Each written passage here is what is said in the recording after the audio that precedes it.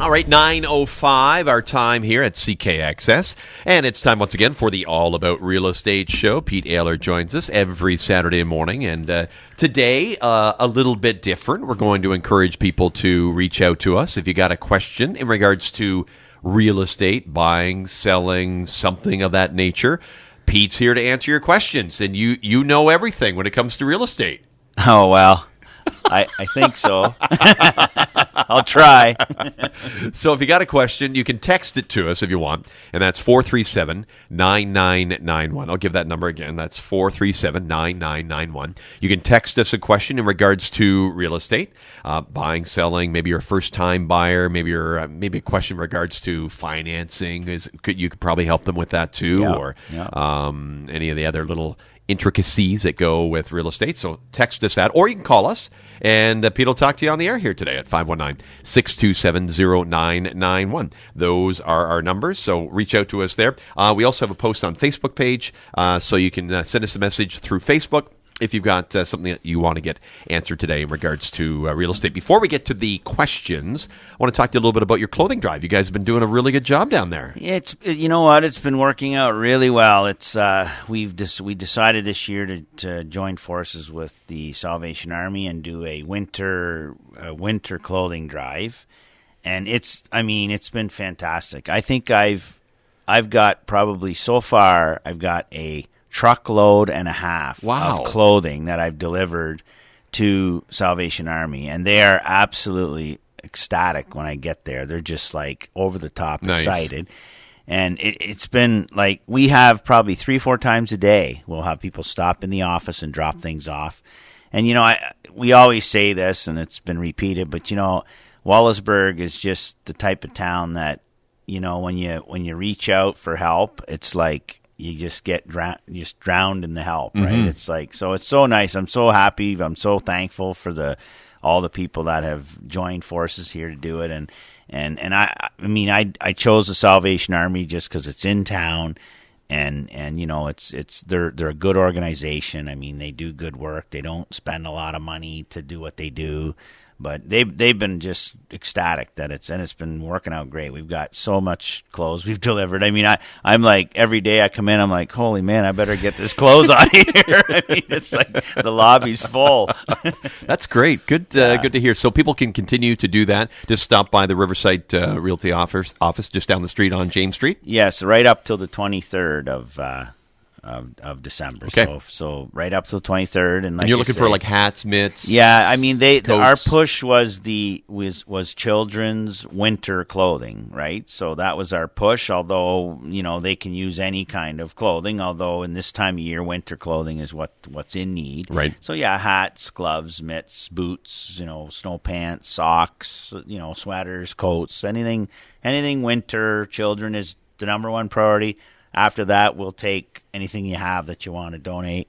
And I mean, it's people. I think people are finding it's kind of convenient. They're coming uptown, they stop, they drop off their bag of clothes, and away they go. And then we make sure, like either once a day or once every other day, I run it over there because I want to try and get it over there as quickly as I can. Right. Because now's the time. So it's been great. I've been very, very happy with the response to it, and I'm glad we can help in some way. Good. All right. So until December 23rd, you have to drop off those items over at Riverside Realty.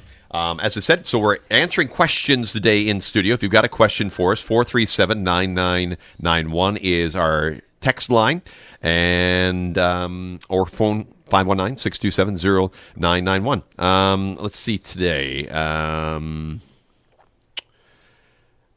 Here's the question. All right. First-time texter, long-time listener. There we go. Love that. I'm a mid-20-year-old and therefore lived in a low-interest rate world most of my life. Can you talk about how interest rates have changed throughout your life? Is 10% interest ever a possibility again? And what would that do to the market? Wow, that's a great question. And I like it from a mid-20-year-old with a very smart question today. Yes. You and I, Greg, are not too far away in our age. So I believe that you're just a little bit older than slightly, just. But slightly. You look better.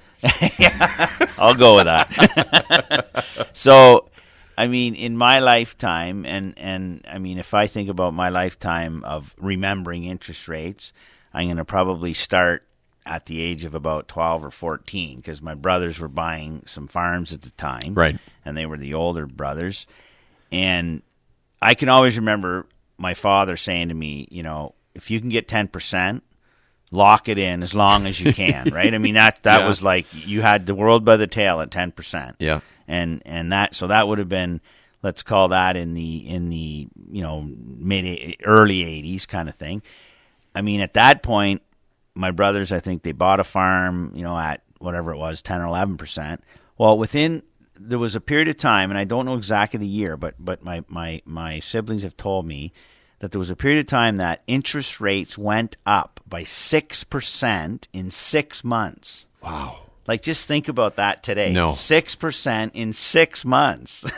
So it literally went from like 12, 13 up to over 20 in a period of like, say, a year. Yeah. So and I always and I actually talk about this sometimes with people that I know are interested and will understand this. But you know, you take $100,000, so $100,000, right? 20% is $20,000, right? Like interest. I don't know how you'd ever pay anything back on the principal. When you got Exactly. 20%, you're just like trying to keep your head above water. Yeah, so if you take or even 12%, Yeah. it's easy math. $100,000, 12%, that's $12,000. That's $1,000 a month just in interest. Yeah. So this is what was going on. And right? that's what like early 80s, late 70s. Well, it was more. I'd say it was early to mid 80s. Okay. like it was in. I'm trying to picture that because I remember 80. You know, kind of like that 80. I think it was like 82 to 85, maybe something like that. Okay. So of course, you know, this happened, and at the end of the day, I mean, those interest rates just absolutely crippled the economy, right? Because I mean, people couldn't afford to make their payments, and they were selling, you name it, everything from farms to houses. The rich got richer during that time. Well, if you had money, you stuck money in the bank, you were laughing. You're okay. So let's you back know, to the question about go back to today. Yeah. So now, all right, now, you know, and then interest rates, of course, came down. I mean, and right now, an interest, you can get a 5-year interest, a 5-year mortgage for like 1.8 or 1.9%. I think we locked in for 1.79 is what we just our mortgage came due, locked in for 5 years, 1.79. Exactly. So crazy. You know, so let's just say one of the parts of that question was, do you think it will go to back to 10%? I personally, I'd say no, only because we live in a different world today than we did in the 80s.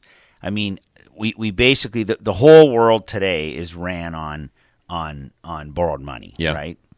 Everything's ran on credit. Everything. I mean, in the 80s, you know, you couldn't go buy a couch on credit. Like that didn't exist. You weren't buying cars at 0%. Like that just didn't exist. I mean, our whole economy has switched over to a credit type economy. So I can't imagine it going to 10. Now, can I imagine it going to, you know, 5 or 6? I would say for sure. Like that is not something that I think is completely out of the question. And again, you have to kind of equate back to, okay, so 6% of whatever you're borrowing, how much is that divided by 12? How much per month is that for interest? And the bottom line is it reduces your buying power, right? So if someone can afford $1,000 a month payment at 1.9, they can afford a house at, you know, $500,000. But if all of a sudden they can afford $1,000 at 6%, their house buying power goes down to like $300 or $250, right? So that's where it can. And I always encourage, especially young people, I always encourage them to. I call it exercise your mortgage. So if you're getting at 2%, let's use that as an example. You know, ask your financial institution. Say, okay, if I'm borrowing $200,000 to buy a house at 2% for 5 years, great, that's my payment. Ask them, okay, after 5 years, how much principal will be paid off? And when I go to renew it, how much principal am I now renewing? So let's say it was $200 and now you're $180. Yep. Okay, at 180, tell me what my payments would be if the interest rates is 4% or 5%. That's a very good exercise, right? I tell them Good to planning. do that because that way you kind of know moving forward, and that way you kind of know also that as you're moving forward, if interest rates are slowly climbing, maybe you put more effort into trying to pay principal down because you know that when I'm renewing this, it could be a 4%, right? And I want to stick with my normal payment. You like your $1,000 payment. You want to keep it at that. Yeah. So I wonder if and a part of that question is, would you lock in on a fixed mortgage right now, or would you keep it variable? What would you suggest to somebody if they were buying a house or renewing a mortgage? Well, I would suggest a fixed. However, again, I'm a little bit old school. I always have suggested fixed when the interest rates were coming down. 1.8, it's pretty hard not to want to go fixed, I just think, how is it possible it's going to get any lower? Right. I mean, and I look at it, but again, I'm probably a little more conservative. I was raised a little more conservative. Like, my dad used to kind of drill into, if it's if you can lock this in, just do it. Don't be so risky. Yeah. However, bird in the hand is worth two in the bush. If I would have said this, 2 years ago, I was probably saying the same. I was saying the same thing, and it was 3%. And I thought, wow, 3%, lock it in, right? So, but definitely now, 1.8 or 9 or under 2, like. You can't get any better than that. There's no way. And I don't foresee, like I just read an article recently, they kind of talk like sort of possibly to the end of 2022. They don't really see any increase, significant increases in interest rates.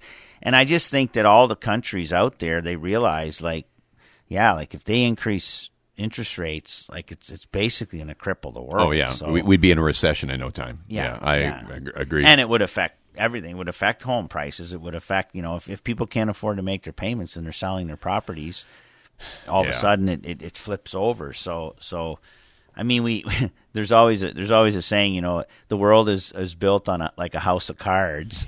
And it really is when you think about it. Everything is so that fragile. Interest rate would change everything. There's no doubt. All right, good question today from one of our listeners texting that in. We'll take a little bit of a break here. Back with more, and we'll talk about some of the listings that are going on out there today that Pete Allaer has from Riverside Realty. Right now, 9:17. We continue on your Saturday morning, the All About Real Estate show at 99.1 FM.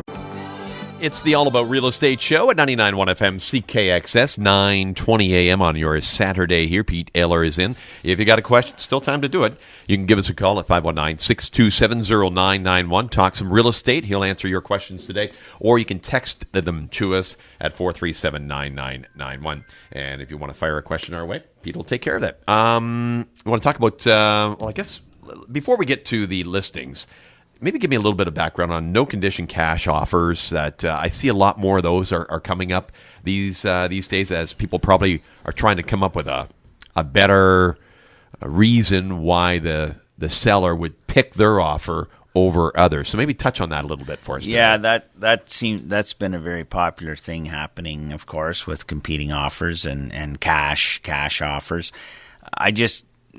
The one thing I would stress with people coming in with no condition cash offers is that when you sign on that line and they accept it, that's a binding contract. It's a done deal.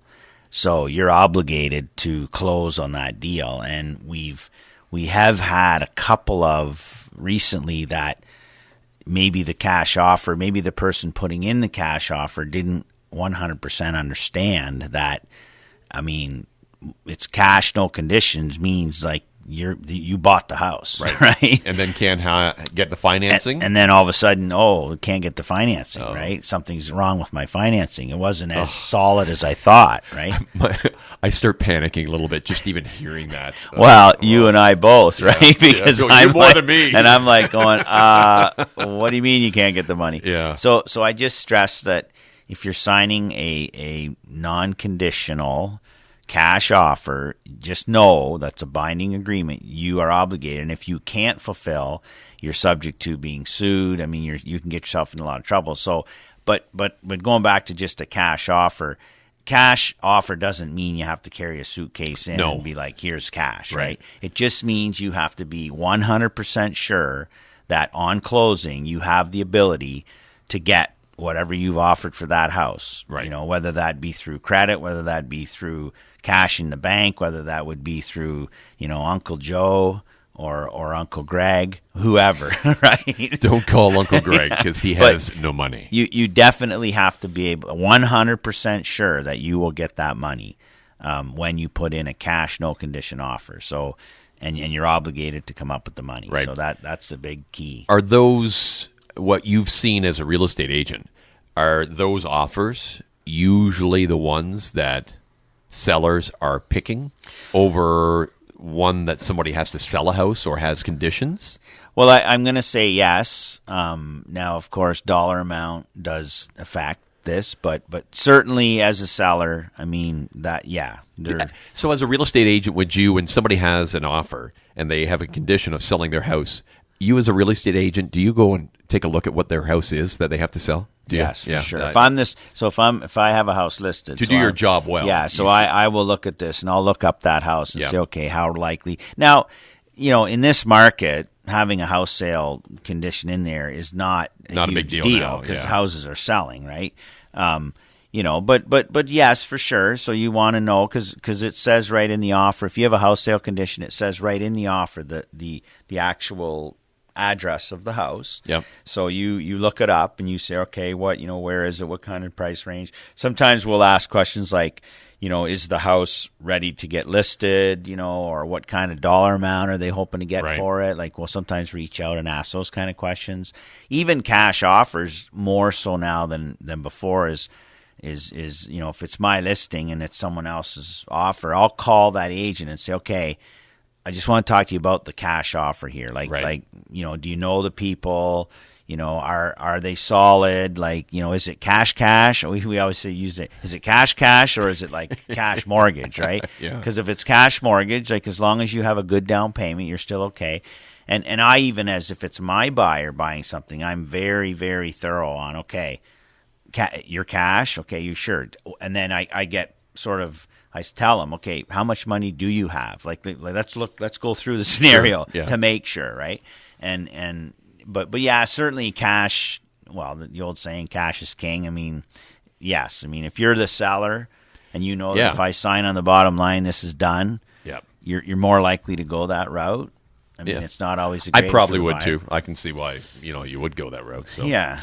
All right. Well, hopefully that helps people with their no condition cash offers. If you have any questions in regards to that, or reach out to Pete before he wraps up here. Let's talk about some of the listings. You got some spots for people to check out some new homes. Yeah, we got a couple listings here. Our newest listing is at 1131 Elizabeth Street here in Wallaceburg. It's a nice 3-bedroom family home. That's affordable. We still have a couple of stragglers, we'll call them. I mean, we used to carry listings for 3 to 6 months. Now, if it's 2 weeks, they call them stragglers. That's crazy. Yeah, But we have 210 Wall Street. We have 529 Dora, a real nice house back behind the hospital on Dora. We got it. The one out by you was still available. The 5991 Blue Water Line on the Sny there. Beautiful spot. We got another affordable one in Dresden at 512 Cross Street. And then we have a country property still out on Brigden Side Road, just north of Lampton Line at 464 Brigden Road.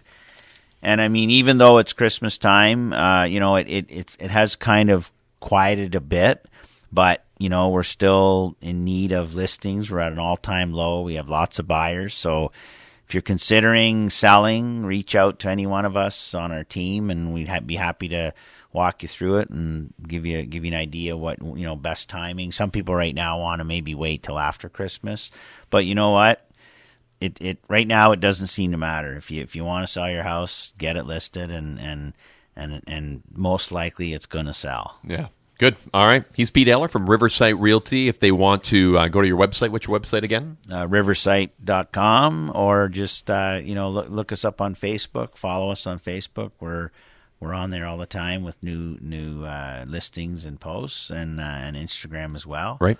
Or give us a call at the office at 519-627-3381. All right, and don't forget to drop off your nicely, gently used kids' clothing, winter coats you're looking for, and adult clothes as well too, right? Yes, anything winter. We're right. there. Drop it off. They're on James Street here in the Burg. All right, Pete, thanks a lot for joining us today, all right? Yes, thanks, Greg. It's 9:27. We'll take a little bit of a break. Back to the music here in a moment.